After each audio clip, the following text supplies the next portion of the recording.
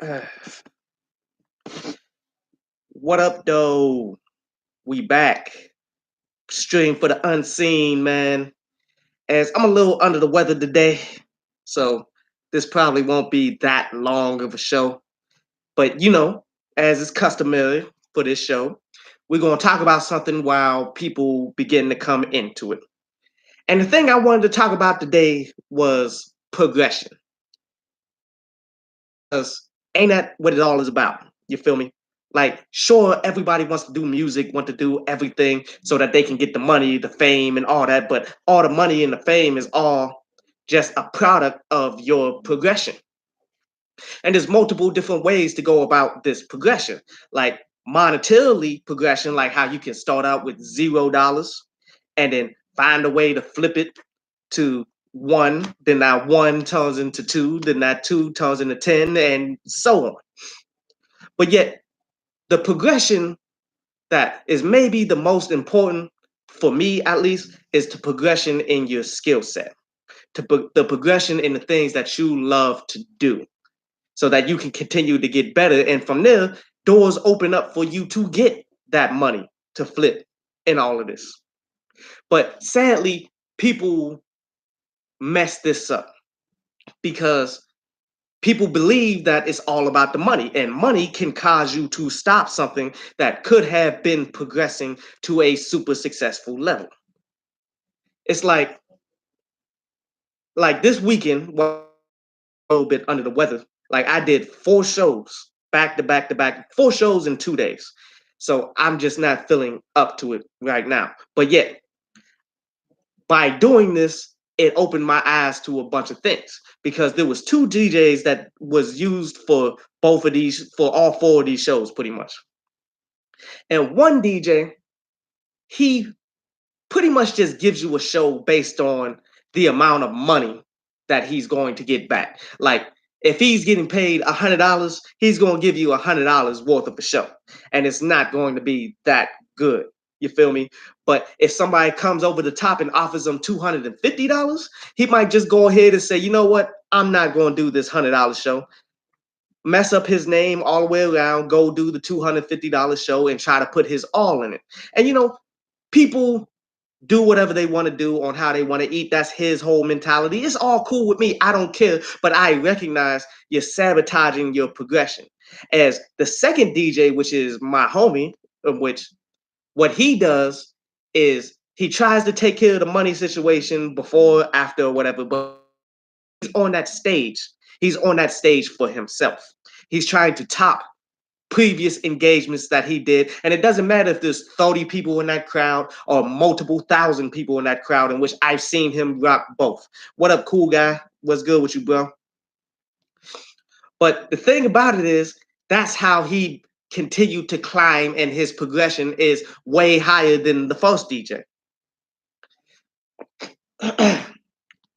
See, at the end of every show that my homie does, doesn't matter if it was big or bad, like a good selection of people always come up to him like, yo, I enjoyed the music that you was playing. I enjoyed the energy, how you was hopping off stage and dancing with the people. Doesn't matter if it was a wedding, doesn't matter if it's a block party, doesn't matter if it was we did like a Caribbean themed project down in Atlanta one time. It didn't matter.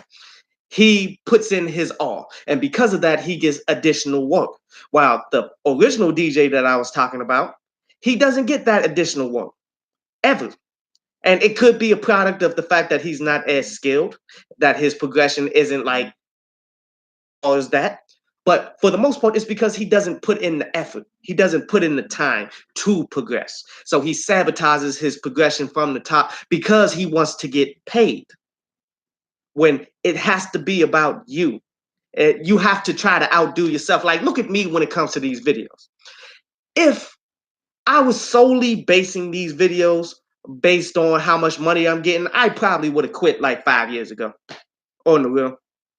But my thing is, I love music. Doesn't matter if it's from underground artists, doesn't matter if it's from the big name artists. I want to show love, and I want to break down music and understand the new things that's happening in the game. And that's helped me progress to this point to where I'm at now, where I openly claim to be the best reviewer in the world right now. And it's hard for me to find anybody who's doing it lesser. Even though I am not as big as these people, but I go way more in depth and I do videos way more consistently. And it's more about me trying to continue on my path to be the best myself. You feel me? It's all about my progression, and that's why I consistently do videos and stuff like this.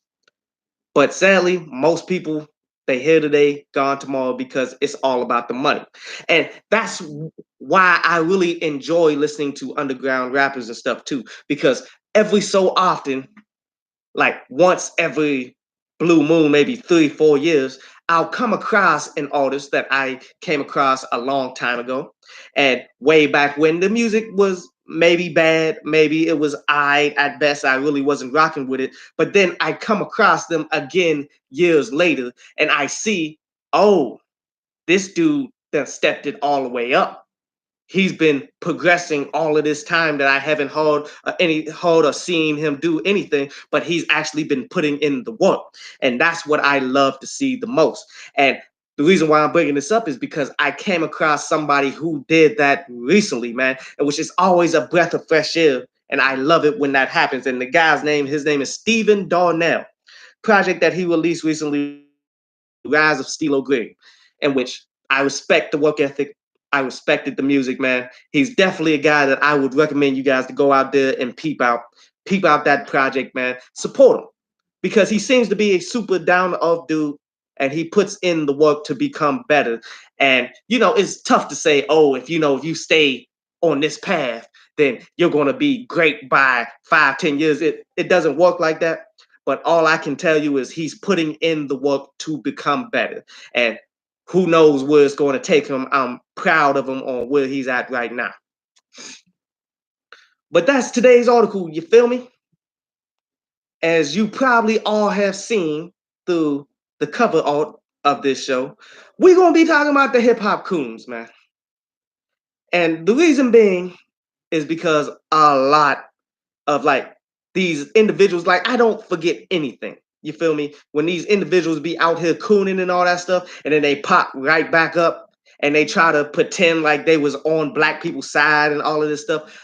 I always like to call them out, like I did off of a show a few weeks ago on this, when calling out Wale on him getting kicked off of the airplane and all of that, man. And I found it hilarious because he goes out of his way to talk about what about black on black crime. Like, is it all that important for people to protest against racism when you wouldn't do that if it was a black person? But yet, as soon as he gets kicked off of a plane, oh, all this racism, I can't take it. And I love to call them out, all of the coons on that, because they always get their wake up call. You feel me?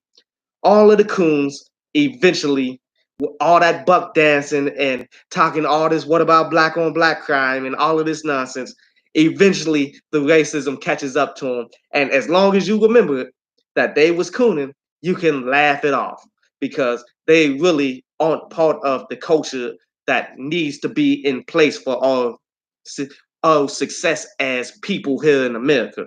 You feel me? But so let's talk about some of these coons. Starting with Designer.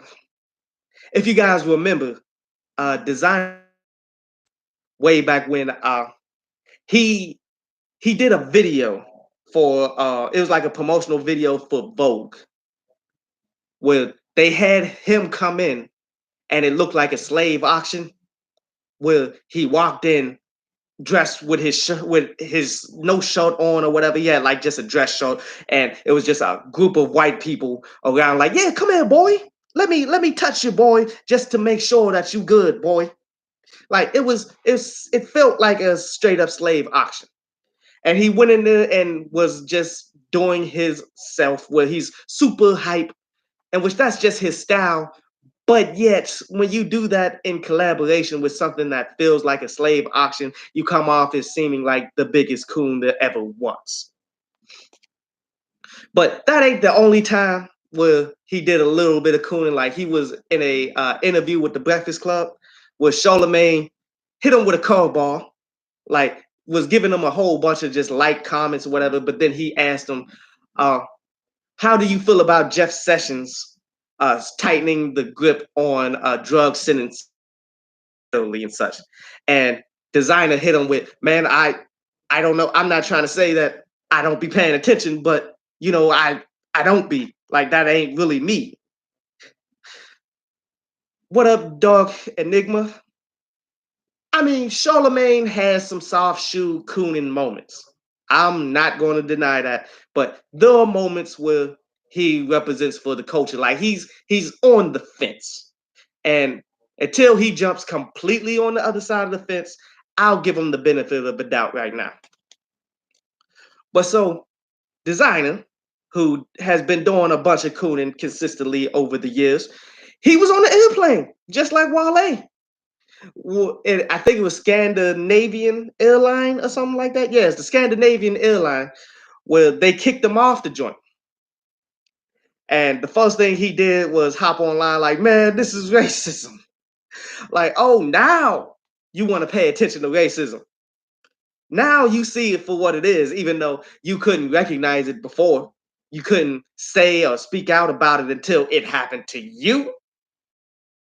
So, do I feel any sympathy for him? Nah, not a drop. Especially when his cooning was on par with Bobby Schmurder's cooning and such, in which I hate to speak ill of an individual who's locked down forever, almost. But the real talk is when you go into the record labels and you tap dance for them on top of a table so that you can get you a deal and all of that. So they just sitting there egging you on and all that, man. They're not applauding or anything. Again, another like slave plantation type thing, type coon. But when you do something on par with that, you get no sympathy from me at all. Like these coons do, it's really hard. Even when they get injustice put on them for you to sit up and say anything protected for them because they got this coming to them. You feel me? It's like you can't knock on the devil's door 1,000 times and hope nobody answers. Somebody's going to answer, and you're not going to like who's going to answer. And these coons ultimately be doing. So when the racism happens to them, I'm like, good. Finally, they see it for what it is, but odds are they go right back to cooning. Uh, who else did some cooning? Lil Boosie did some cooning, in which Boosie is another well-known coon within hip hop. He he is another one of them dudes who be talking about what about black on black crime whenever any injustice happens and protests happen. Like whenever you hear anybody say that, it's a cop out because they are really afraid to go against the dominant society. Like they don't want to mess up any money that they getting from the dominant society, these record labels that's paying them. So they'll go and say anything that's detrimental to their own people just so that they can continue to get the money. But yet the reality of it is they this dominant society is going to wipe their hands with you eventually, and your core audience isn't going to rock with you because you're doing some top of the line cooning. That's what makes J. Cole so great right now. Because his music, yes, has fallen off, but yet he's remained consistent with his views and things that he wants to do in life. And all of his fan base that came up with him, well, not all of it, but the core fan base consistently rock with him, so he can still put up these kinds of numbers years after his heyday is already over in the music industry. But so Lil Boosie was on Vlad's channel doing an interview. And Vlad, he you gotta suspect him as a white supremacist, you feel me? Because he goes out of his way to ask particular questions to get individuals in trouble to post that all online so he can continue to be a big name in the review game and all of this stuff. And then he'll try to play people off of each other to create a beef. And he'll do little things like this where you're having an interview with Lil Boosie. Why are you even talking about Young Dolph and his situation that he's going on? You feel me? Like it randomly came out of nowhere. He asked Lil Boosie, "Yo, how do you feel about Young Dolph turning down a $22 million record deal?" Pretty much egging him on to say something detrimental about Young Dolph, about something that obviously Lil Boosie has no idea about. Like nobody knows the real about that whole situation that Young Dolph is going through. Like you don't know what's in this contract, if it's even 22 million, like because that didn't even sound that right, to be real with you. But yet he made somewhat of a viral video talking about how he's toning down this $22 million deal. But what does this have to do with Little Boosie? Is my question. But yet Lil Boosie took that and cooned out with it. He went straight into the what the hell is the matter with Young Dolph? If I was offered 22 million from Massa, I would have took it like some butter biscuits. I would have tap danced all over that $22 million. I try to meet with these label executives every day. And if they cut a check like that, oh, making that money. If I got to sell out any black artists and run them down into the ground, I'd do it for that 20 million. Like that's how he feels. But what's up, Alexander Washington? I mean, I said Washington, Alexander Wilson. And I feel like you got to learn to separate the artist from the music when it comes to Kanye. And I mean, I try my best at doing that, but yet when Kanye is doing straight up coonery and then not dropping good music, then it all falls apart. Like I really can't rock with Kanye either, but I'm a professional with this review game. You feel me? I can put my emotions to the side and give a legit review for the individual, whether it's good or bad. I'll do that. But I can understand anybody who's peeping the fact that he has no quality music and he's cooning. So therefore, it's difficult to even support him on any kind of level. Uh, yeah. But speaking of Kanye, he did that cooning too. I'm sure everybody saw it on Saturday Night Live, and the the outpour of frustrations with Kanye is just going to continue to climb because he keeps doing this dumb crap. You feel me? And he tried to say, "Man, all these people out here they bullying me because I want to wear this Make America Great Again hat." Like, well, they're not bullying you. They're looking out for your best interest. What up, Cedric? What's good, my dude? They're trying to look out for your best interest. They're saying, "Dude, this is career suicide for you to continuously do this. You're turning your back on everybody." What up, the new legend? And I feel you. Like, I can't rock with Kanye because of this stuff. Like, even if he tries to come back and say, "Oh, I was only doing it because Kim is a big Trump supporter and I'm supporting my wife," which is true. Let's not deny that. Like, that whole family seems to be Trump supporters. Like, she is going and having meetings with Trump and all of that, like taking pictures and all of this crap. And Kanye is sitting there watching her do this. He might be trying to take some of the blame off, like Tariq Nasheed said in one of his podcasts, saying that Kanye ain't slick. Every time Kim is going out there meeting with Trump and all of this stuff, that he's going off the deep end trying to cover for her. And that would be stupid. What up, Isaiah? The Kardashian course is getting to Kanye for real. I mean, some individuals just can't handle fame, just can't handle success. But yet, you put these individuals in the spotlight, and the dominant society is going to use them. And that's what Kanye is. Kanye's getting used by all of the dominant media for his stupid views. And obviously, he's off his medication or something, that he's not listening to the people that's in his corner. Like, is it a Kardashian curse? I don't really in curses and all that stuff. You feel me? It's more of a dumb dude making dumb choices, and all of these dudes that get caught up with the Kardashians, they tend to be like those types of black dudes that only want to date white chicks, that really don't support the black race to begin with. You feel me? I'm not gonna say all. I'm just saying a good selection of them have been known to be cooning from all of the Kardashians. So it's not really a curse. It's just the particular types of dudes that these individual women go after, and that these dudes go after this type of woman.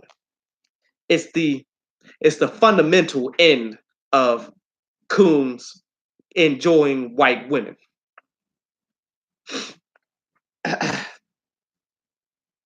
But what else did Kanye said he got? Some other nonsense that Kanye was talking, like he did another interview outside of the Saturday Night Live joint, man, where he's talking about he's trying to set up a meeting with Donald Trump and Colin Kaepernick. No, Colin Kaepernick ain't got to say nothing to Trump. Trump is the enemy. You don't understand this, but he is the enemy. Point blank, period. He represents all of these neo-Nazis and open racists that's killing people in Charlottesville. If you saw, like, they finally got around to arresting 4 more of them, like a year later, because law enforcement is on their side. Like, do not miss that. But Colin Kaepernick is good. He doesn't have to play football again. He he's a living legend in the likeliness of what Ali was a living legend. So, what does he look like sitting down with Donald Trump? What kind of sense does that make at all? And just because you sit down and get used for photo ops by Donald Trump doesn't mean Donald Trump is your friend, bruh. Like, this dude is really pushing my patience, but it's to the degree that I stop paying attention to him. Like, the only reason why I even heard about this is because the news media is making all of the rounds and people are making such a big deal out of it, man. But I stopped paying attention to what Kanye was doing after the last time he did the whole "Make America Great Again" nonsense and whatever. Uh yes, Kanye has changed over the past decade, but there's a saying that says, yo, money don't change you. You just become who you really are. And I believe the more success Kanye got, the more he decided to show us his true viewpoints, the fact that he doesn't have to have that many consequences for these views that he has, and all of this put together, you see what he's turned into. This is who Kanye always was from the beginning, that he never could be. But now that he got the money and the ability to do whatever he wants to do, he's showing you who he is. You never know who an individual is until they get money where they can say, I don't care about what anybody says about me. Then they'll show you who the real them is. Just like if y'all remember the Temptations movie. Great movie. Like, just based off just the reality of seeing how the main singer, Eddie Griffin, I said Eddie Griffin, uh, uh, Ruffin, David Ruffin, how David Ruffin went from the most humble singer who was so happy to have an opportunity with the Temptations, that they was creating hits and they was doing so well and it was family. But then it ultimately turned into, man, y'all ain't nothing without me. Like, I'm not going on stage unless you announce it as David Ruffin and the Temptations. What you gonna do without me? Ain't nobody come to see you, Otis. That's what it became. Facts, Isaiah. Kanye definitely brought all of this up because it's who he is. And he's a grown man. Like, let's stop trying to remember Kanye for who he was before in the past. He made these decisions specifically. So if a grown man makes particular decisions that's sabotaging his career and potentially sabotaging us as a people here in America when we're already being sabotaged from within and by the police and all of this consistently, man, why are we spending any time on him? Like, he's proven to be a coon. Like, it's guaranteed cooning that he does all the time. So whatever negatives that come to him, like whether he's going to be on a plane and they kick him off and he wants to turn to Twitter saying, man, all of this racism, man, you guys need to stand behind me. Nah, you got to remember all of the nonsense that all of these coons do and call them out on it. Uh, we talked about that. Uh, Talk about another dude who does some cooning in his lyricism. Well, I mean, his lyricism is really weird at times. Kevin Gates, but he's another one of these guys that want to talk about that black on black crime and all of that stuff. But this is coon on coon crime that about to talk about here. Where Kevin Gates had an interview talking about when he sat down with Lil Wayne, and Lil Wayne told him like, "Look, if you don't sign with us, you not gonna eat. And you know what I'm gonna do to you if you not over here eating with us? I'm gonna eat you alive." Like, it's like he tried to throw in some bars. Oh, facts. Facts, the new legend.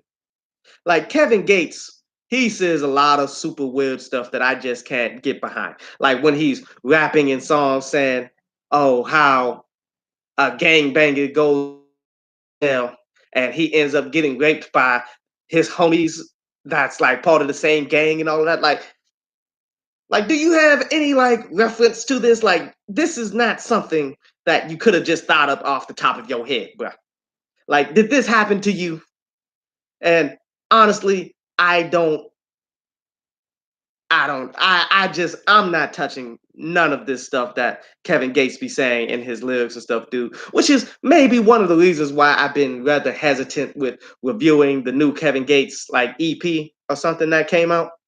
But I mean, well, I'm rather hesitant about it, one. But two, as you can see, a lot of big name projects have been dropping over and over. And he just made the critical mistake of I'm gonna drop my project right when Lil Wayne is dropping a project, right when Logic is dropping a project, right when Lupe is dropping a project that people been waiting on for a while, right when Kendrick Lamar randomly dropped a project where people saying that this was leaked, but I've been hearing about it for quite some time, so I don't believe that it was legitimately leaked. But Kevin Gates made a huge mistake by dropping his project at this time that I may never get to that joint, to keep it 100.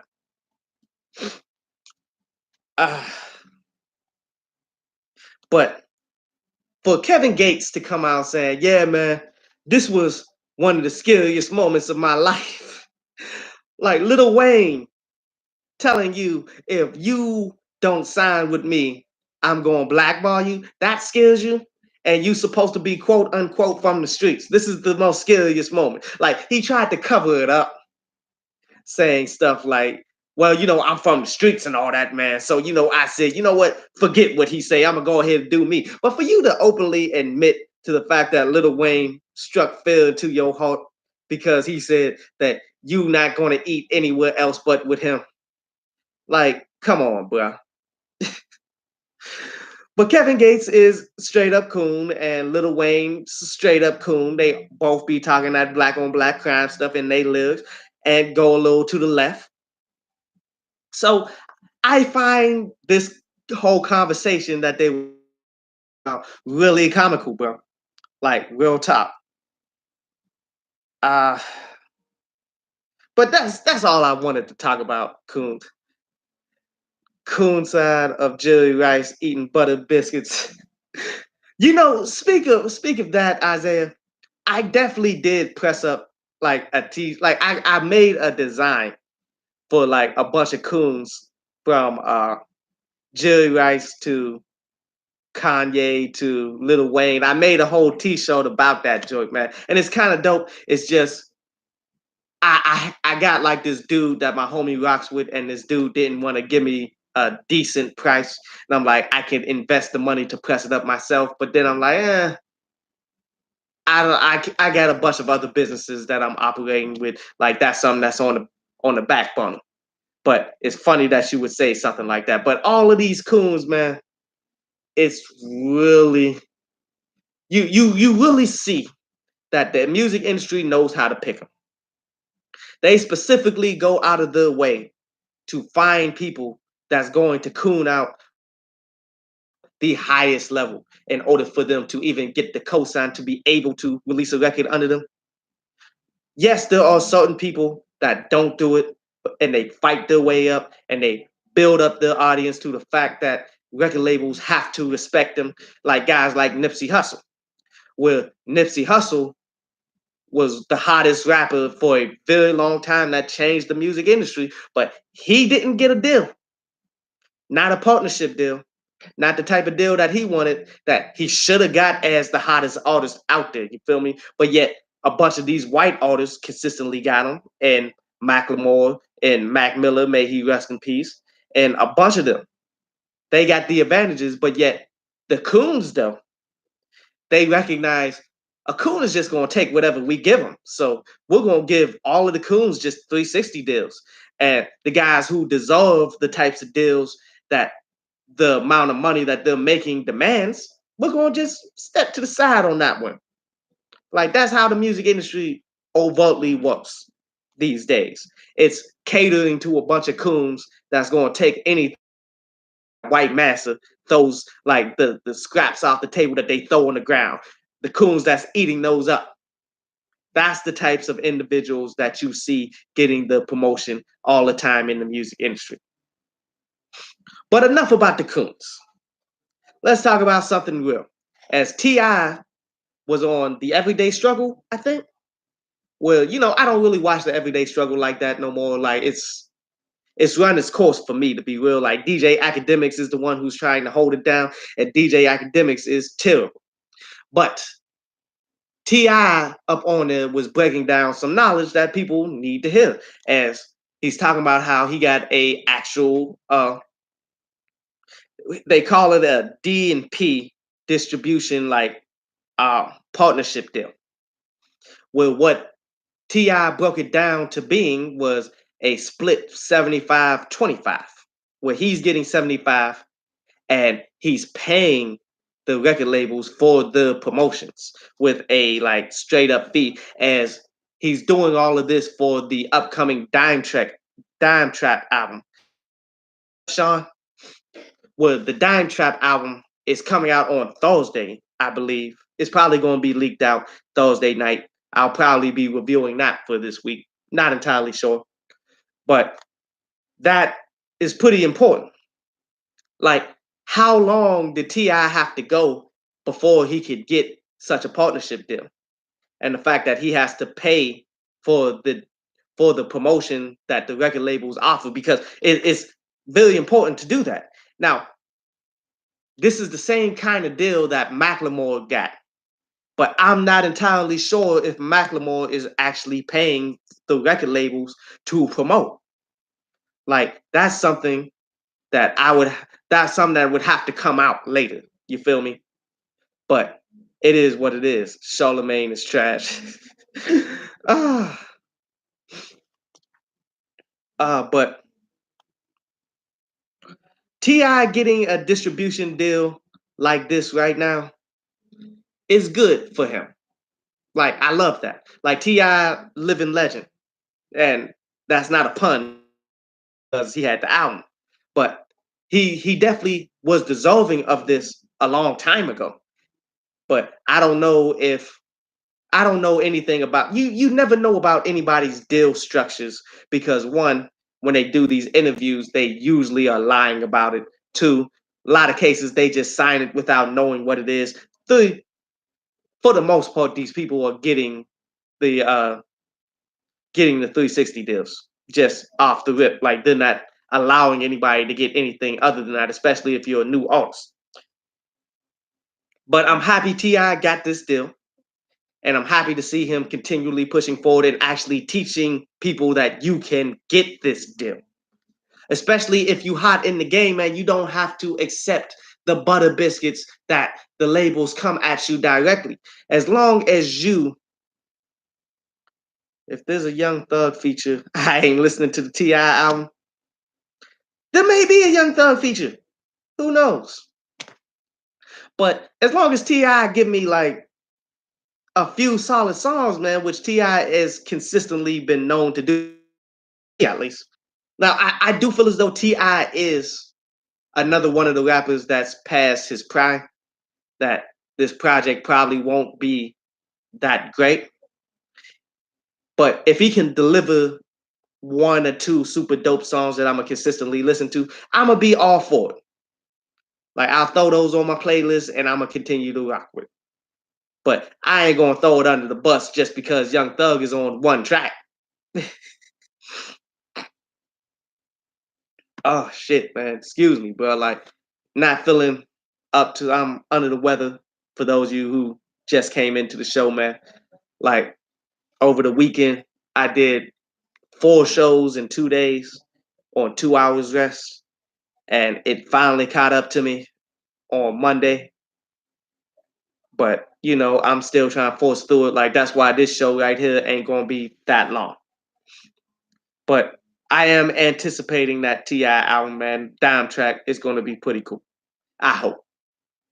All the songs that I've heard that's been getting released up to it, which I listened to a solid 3 of them or something, they weren't all that impressive. Like I didn't review not a single one of them. So my expectations is low for this project, but in a lot of cases when that happens, you may come across with something decent. Appreciate that, bruh. I got my hot tea. Probably gonna take some medicine. Well, I usually don't do medicine like that. Like I just endure, I just OD on the tea and try to get myself back right. What else did I want to talk about? Oh, did y'all guys hear that Tupac coming out with a couple new albums? And I mean, when I read it, I'm like, bruh, why? Like, must you dilute any aspect of his memory? Must you profiteer every single dollar that you can possibly get off of a legend in the game? Like, but what happened was a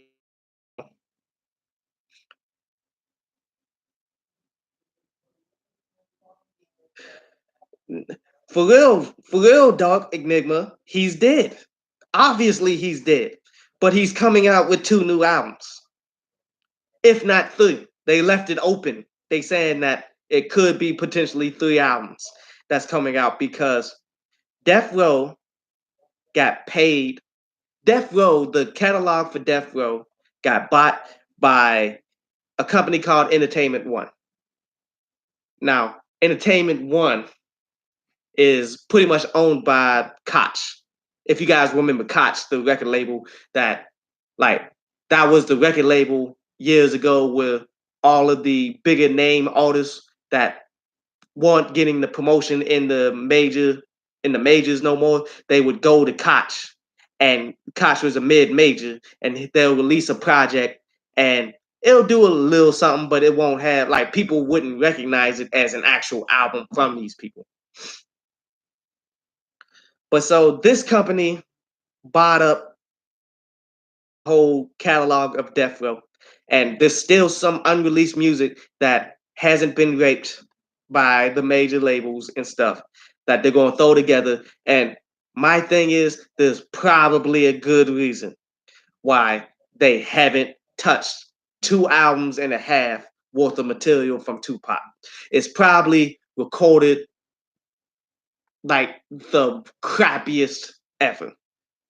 Like, cause Pac would just go into whatever studio, man, and record anything and use it for ideas for his next stuff. You feel me? So he obviously had a ton of material lined up, but yet there are certain studios that I'm sure he went to record at that didn't have the quality engineer, that didn't have the quality mics, that didn't have the quality mixing down that you cannot fix at this point, that even the greedy record labels wouldn't touch. But now these people are going to try to release it to continue to mess up the memory. On top of the fact that Pac's mom's died, so no part of the family is going to see a dime of this. It's all the money play, just so that they can maximize. You feel me? And this is something that I've said years ago. I told people like, "Yo, when I die, I'm bringing all my rhyme books with me, bro. Like, bury me with my rhyme books, bury me with all of my music, bury me with all of that. Like, they gonna have to dig me up in order to use up my material on the real. Like, you're not gonna ruin my memory. Honestly, I might, as I get older in age, start going back and deleting a whole bunch of the older videos that I have online, especially like my old download pass channel that I haven't posted anything to in forever because they all but shut it down on me. Like, they won't, like, YouTube pretty much shut that channel down for me, and it didn't make sense for me to do anything. So I flipped up the game. But I might just go back and delete that channel and delete everything. You feel me? Just so when I die, these people out here won't be able to try to profiteer off of my quote unquote legacy that I leave behind. But like I said in the review for who was it? I think it was the Lupe Fiasco album, where people overrate the legacy of the money and power and all of that stuff that they leave behind, when your true legacy is your family and your kids that you grew, that you supposed to raise up, and they're the ones who's going to further on your legacy. And I take that to heart. Like, my true legacy will be whenever I have a family or something like that, and I shouldn't really care too much about how these people will probably throw my name in the dirt for all the stuff that I've done over the years of just videos of just saying whatever I wanted to say. But just a spite type of thing, just a spite type of thing, I'll probably still delete everything just so people can't take it and run with it. Uh, Man, but real talk, dude, that's all I really wanted to talk about today, man. As I said, this was going to be a brief show, but if you got questions, man, hit me with them. And if y'all got some good ones, the show will continue to last. You feel me? But if not, I'ma go get me some sleep on the real. Actually, my people is watching Ozark right now. I might go in and watch a little bit of it while I'm sipping some hot tea, then go to sleep. Try to wake up and do some music stuff tomorrow. Or whenever I wake up, I might wake up at 5 o'clock in the morning.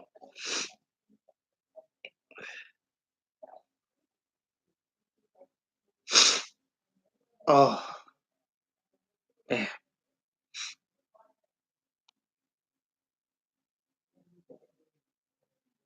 Oh yeah, before all that, I almost forgot. Did you guys see that because speaking of coons, Saha the Prince challenged Joe Button to a $500,000 battle. Now, obviously, Joe Button is not going to take it because of what happened the last time with Holo the Don. And two, he's obviously stepping away from the music game. Like, a lot of people, like Remy Ma, is calling him out on it for being scared to respond to Eminem and being scared to do anything. But I mean, at the end of the day, if he feels as though he's washed up, then I don't blame him for not responding to battles, not responding to anything, because he overtly, if he knows he's washed up, why get egged on? You feel me? He may still have the lyricism, he still may have the ability to create quality music to be able to put out something in the future. But yet, if his heart ain't in it, why set yourself up for failure? You feel me? Like you can't let these people on the sideline egg you on when you're gonna have to accept the consequences of that egging on. Like, do you really want to lose $500,000 on something that you're no longer passionate about? That you no longer actually want to put out anything? Yes, Joe Budden is putting on that facade saying, yo, if Eminem did something that get me out of my bed, that made me roll over and actually did something interesting, then I would come out and I would demolish him because I've been doing better music than Eminem for the last 10 years. Yes, that's talking a good game, maybe, but can you really believe it if he's no longer active? If he no longer really cares? Like, yeah, I mean, I feel you, Sean. It's hilarious because if you remember the last time he jumped into the battle scene, he walked off like a little child. Like his battle, maybe not as bad, but it ranks up there with Sticky Fingers when he pulled out the pen and the pad. Like that's the level of how bad his joint was. Not as bad, by the way that he not chickened out, but the way that he ended it like a baby, as you obviously can tell through his antics that he's done yeah, cannabis. My bad. It was cannabis. But you can tell through his antics of how he all of the things that he got in trouble with through the whole industry. Like that's the kind of child like mentality that Joe Budden has always had. What up, Ja? Hey man, I'm only gonna be up for but a little bit longer, bro. Like I'm accepting questions like right now after I get done talking about this sci-high challenging Joe Budden. What up, KD the GOAT? And no, I didn't hear about Cassidy possibly battling Lloyd Banks in 2019.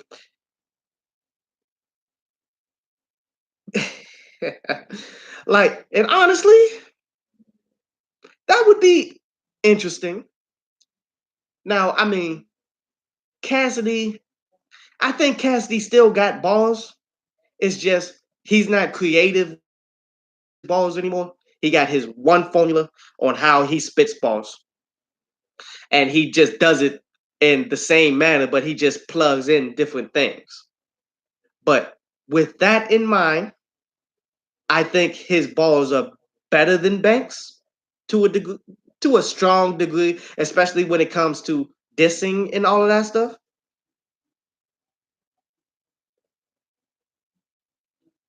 Uh, MGK is going to accept that L, bro. As I said in the review from that, as I said for the review for the kill shot, there's nothing that MGK can do about this. It's over. Like he took MGK's strengths and turned it against him in one brief track to the point that there's nothing that he can do. Like, and you got to realize how long Machine Gun Kelly was sitting on all of his issues that he had for Eminem. He was sitting on it, waiting for the perfect moment for them to say something so that he can put forth the absolute best that he can do, so that he can propel his career to the next level, just for it to come to a crashing end in just that short amount of time, bro. Like, It's really a sad ending when you think about it. Like it doesn't matter how long an individual can prepare. Like it's like all of the comic book nerds and all of this stuff, man. They always try to talk about, yo, Batman is the most prepared individual ever. Like, so if you give Batman a day or so to prepare to fight against somebody like the Hulk, then he can beat him. But yet, if the Hulk lays one finger on you, then it's over. And that's kind of what happened here. The Hulk laid one finger on Batman, who was preparing for a very long time for this moment that he had in his mind. He thought it was going to go in one way and didn't work for him, bro.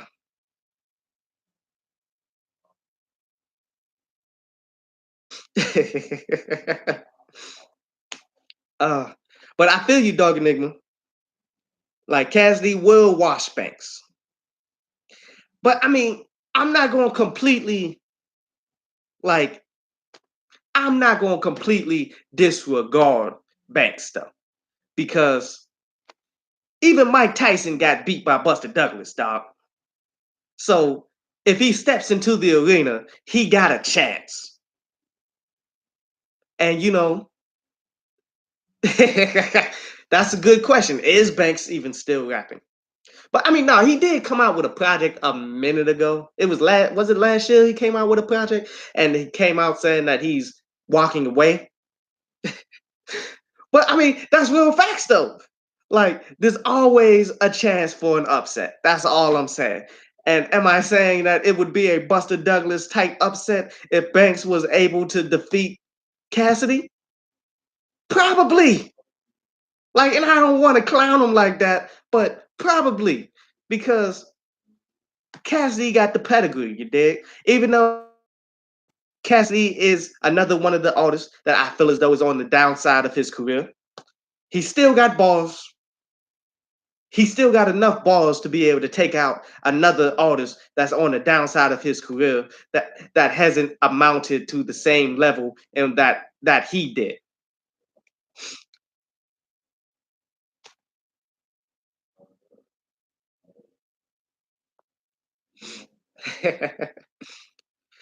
I feel you. I feel you. But come on, bro. Like look at it like this. Buffalo just recently beat Minnesota in Minnesota. Anything is possible, bro. Like as long as if he shows up ready to battle, he has a chance. People ain't gonna give him a strong chance. People aren't going to believe in him, but you never know what can happen. Cassidy could start rapping and lose a tooth in the battle when people think that he choked. And then from there, Banks could have one punch that he's been saving for the last 20 years to go against Cassidy. And people just eat that up, and people will consider that Lloyd Banks won this one. Like, like Cassidy could step onto the stage and trip and fall in front of everybody. And then Lloyd Banks say something real slick at the beginning about that, and it ends the whole battle. Like, it would take something amazing on that caliber for Lloyd Banks to win.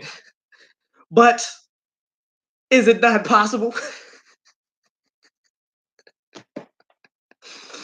oh, oh, like, like it would have to be Lloyd Banks walking on stage, and then Jesus returns to hop on stage and say, y'all need to believe in Lloyd Banks.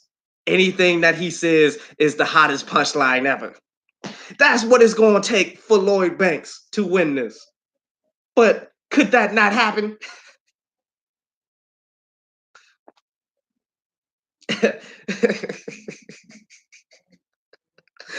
Oh, the Bobcats did beat the Warriors before. Actually, the Bobcats gave a lot of really good teams like problems. Like, do you guys remember when the Warriors were trash, but they barely made it to the NBA playoffs as an 8 seed, playing against the number 1 seed, the Dallas Mavericks, and they washed them. Big Shot Jack was killing them, bro. Bill and Davis was slamming on them, doing 360s, just random stuff like you don't ever see an 8 seed beat a 1 seed in the NBA. Like that was the first time that ever happened in history.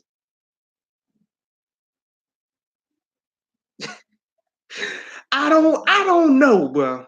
Like Clipper trash was amazing because they specifically decided to be trash so that they can make money. Like the Warriors actually was trying. So which one is worse to you? The team that actually legitimately wanted to be good but never could get, or the team that specifically wanted to be trash so they can maximize the profits based off of TV revenue? Like I think that's equal parts trash. Yeah, I mean, eventually the Warriors improved, obviously, for who they are. But there was a point in time where the Warriors was one of the most garbage teams for decades.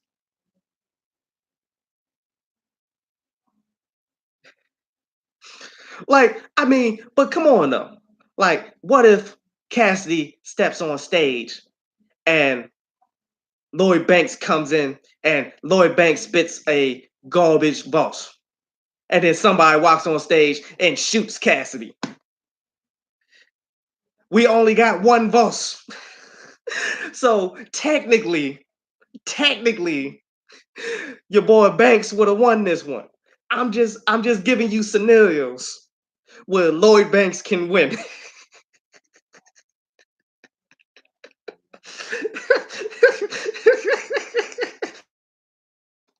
So it's like the movie Dumb and Dumber, where there's like, okay, something bad would have to really happen in order for me to date you. And Jim Carrey was like, so you're saying there's a chance?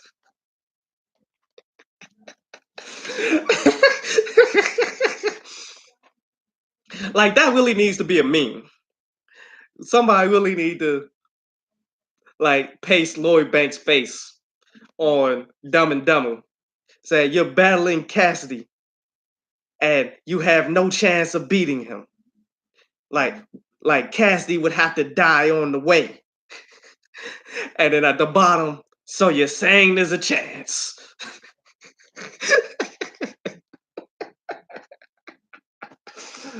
Oh, oh.